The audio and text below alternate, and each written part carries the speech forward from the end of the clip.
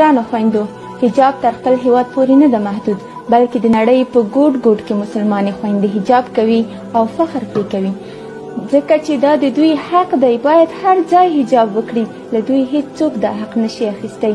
رښتینې او پاک لمنې مؤمنانې په حجاب نه شرمیږي، بلکې پرې ویاړي.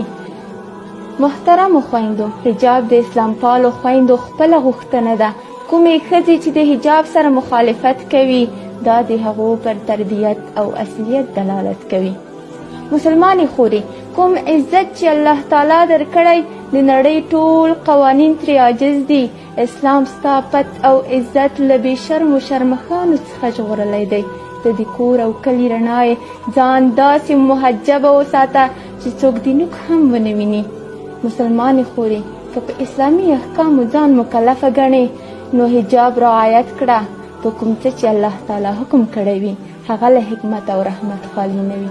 نو تا ته الله تعالی حکم کوي چې اعوذ بالله من الشیطان الرجیم وقرن فی بیوتکن ولا تبرجن تبرج الجاهلیة الاولی. ته له دې رحمت ځان برخمن کړه او ځان په حجاب وپوښه. بې ضرورته ګذشت مه کوه او مسلمانان په ګناهونو کې مه واقع کوه.